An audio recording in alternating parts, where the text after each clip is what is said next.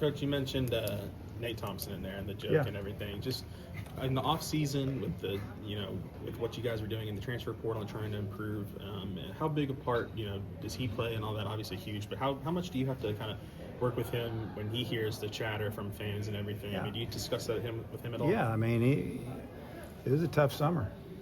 It hurt him. So, whenever you coach and that's your thing and it doesn't go well, that's, you get the finger pointed at you. But, I give the credit to the players. They're the ones who do it. They're the ones that play. They're the ones that hit, pitch, field, run.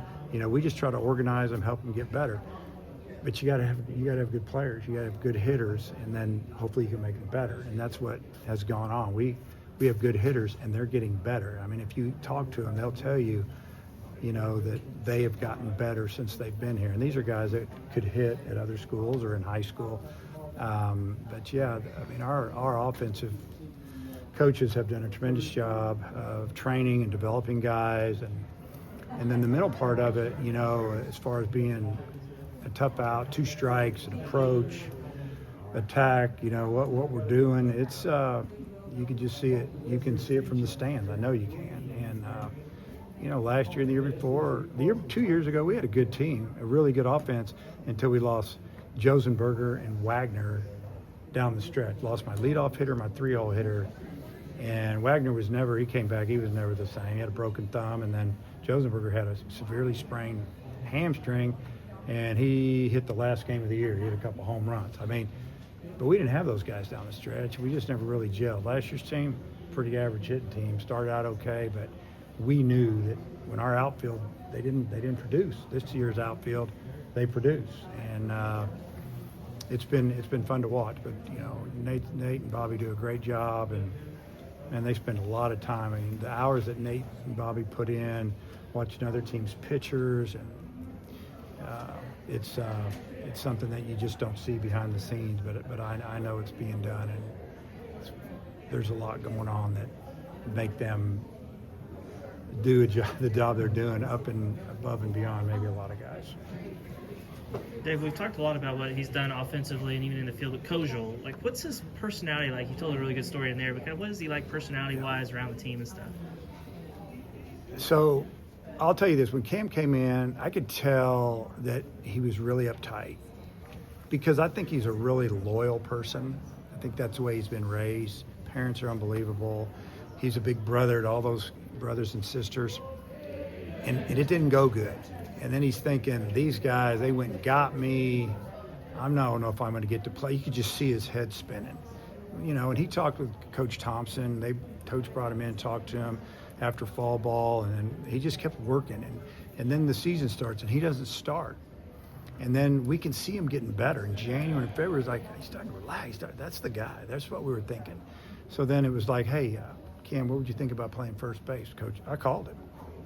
I already had the glove sitting on my desk. It was already broke in. It was one that somebody else probably used a little bit. And I think I told that story. And then when I was out of the office for a couple hours, when I got back, it was gone. He got it. He just wanted to play. And, not DH, only have one DH. And the rest is history. He worked really hard. But his makeup is what you want as a coach. He's tough. He doesn't feel entitled. He wants to earn it. And he stayed strong and just kept working.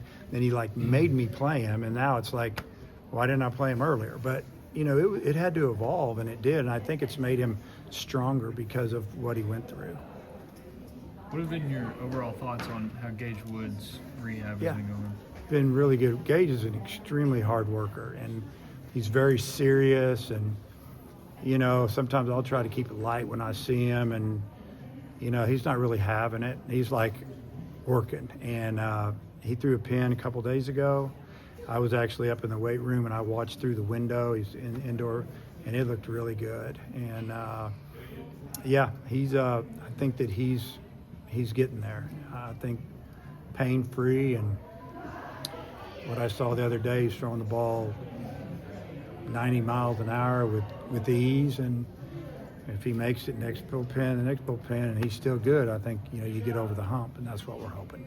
When you do bring him back, how do you envision? Do you want to give him a look on the midweek just to get him in, or do you? Yeah. How do you? I don't approach know, that? man. He is a strike thrower. I mean, his bullpen the other day, everything was right around the dish. And I think what we do is we try to throw him an inning, whether it's leverage or not. I mean, he may be better than what we've got available that day, but bring him along till he gets built up. And then once he does get in there, is he going to start or close or do whatever? I think he'll do whatever. But I don't know how we'll bring him back. We do have some midweeks in the next couple weeks, and maybe we give him a start and say, hey, you got 30 pitches. And then we get the next guy, or we bring him in second. I don't know, but it would just be nice to have him standing on that mound. Does the number 1 ranking mean anything to you? Yeah, I mean, it means that there's nowhere to go backwards. It's really about it. I've never talked to the team this year about a ranking, not one time where we are in the standings. I haven't said one thing. I just tell them every day, just stay humble, keep working, and it'll all end up what you're looking to do. And whether that's individually or as a team, but I think the rankings it's good for the fans, it's good for college baseball, it's good for internet, talk, and fun banter, whatever. And it's nice. It's respect for your program, so I appreciate that. But I'm not all about it. Is it good for recruiting? Yeah, I mean, it's not going to hurt. I'm sure that I haven't gotten any text today from any of our recruits saying, "Hey, great coach, you ranked number 1." I'll just, when I'm going to send back, thanks, talk to you later. I mean, what am I going to say? Thumbs up. I mean, okay, don't bug me anymore. But it's definitely good for recruiting. I'd be able to say that. Now, when we play tomorrow night, Arkansas State's going to talk about it the whole way over here, how they want to knock off the number 1 ranked team in the country. And then when we go to Georgia was at the same record we did going into this weekend, and then they got beat 3 times, walked off the field. So they're going to be hair on fire when we get there, trying to get back in it. And we're ranked whatever. And so you just deal with it. But I think our players, they got a good makeup about them. I don't think they get too caught up in it. I was going to ask you, other teams, because you've got some experience with this, being ranked number 1. Do you see a difference when they play you in your number 1 versus maybe 2 or 5 or other places? I think maybe a little bit, just because they're thinking about their RPI and how it can help them. But really, when you get on the field, you still got to play. You got to just do it. And sometimes, you have that attitude. It might stress you a little bit. You're not as sharp. So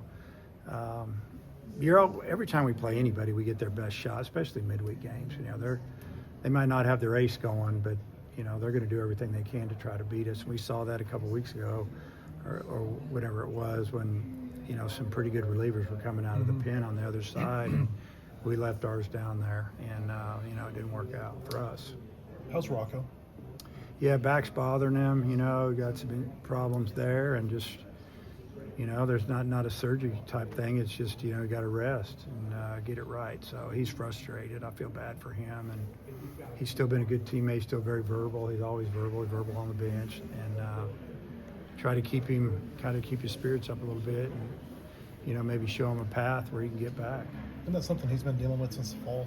Yeah, and I think he's had it in the past, and sometimes this is what you deal with when you're recruiting. You don't know what all's going on there, and it's been a little bit of an issue. And I don't know if this is exactly the same injury, but it could be part of what's going on back there.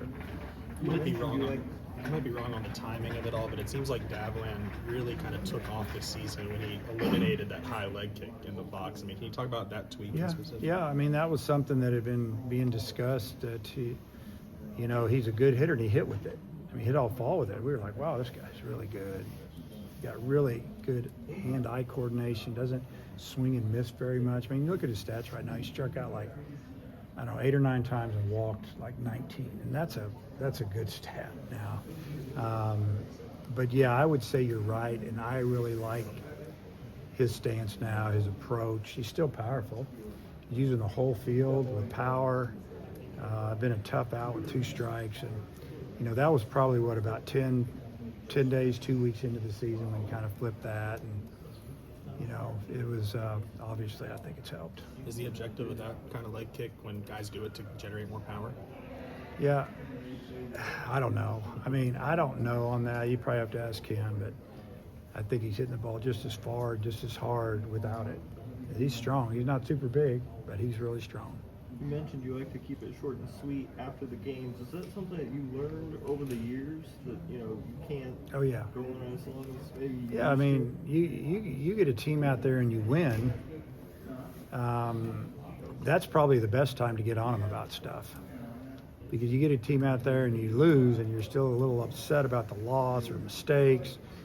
About a minute in, they're not really paying attention to you anymore. Their thoughts have moved to, my girlfriend's waiting on me, my parents are ready to go eat.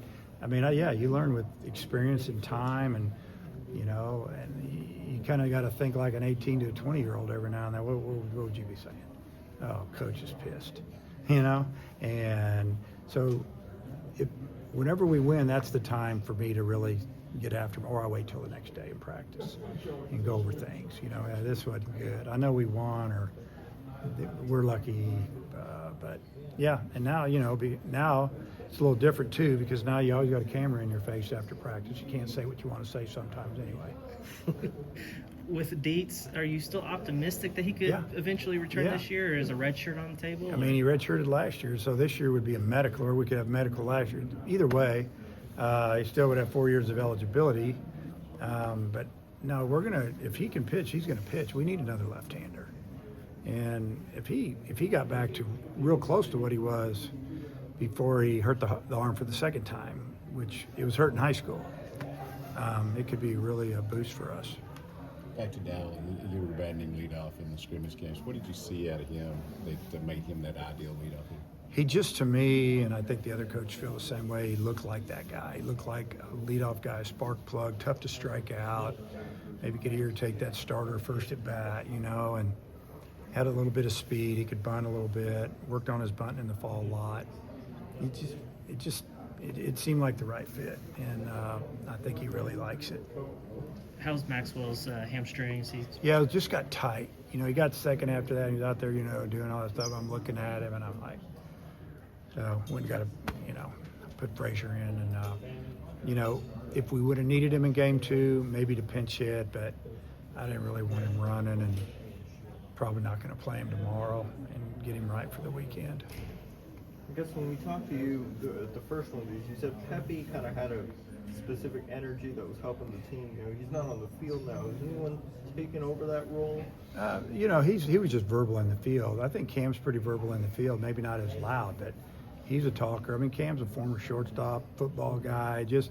He got a lot of that in him. And, so that's kind of what's going on there. Aloy's a lot more of a leader this year, verbal, and him and Sousa work great together. Brent's pretty quiet. So, you just got to kind of figure out whose roles what, and they've fallen into pretty good, right? And I think they're doing a good job with it. They communicate well.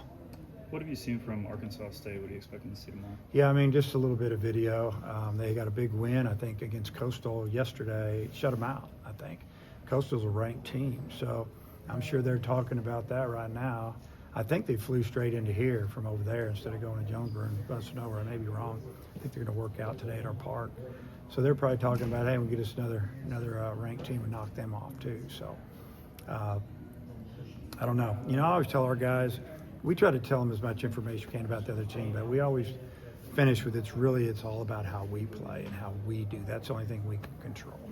You've talked a lot about just loving the makeup of this team, the mental approach. When did you start to recognize that? Was it the fall? Oh, yeah, fall, weight room in the fall while we were playing. You could just watching the guys, watching the new guys going, these guys got a little bit of baseball savvy to them. They're kind of tough, and they just seem to get along, and they work. The guys weren't running out of there. It was good to see. Hey, Coach, All right. Appreciate you.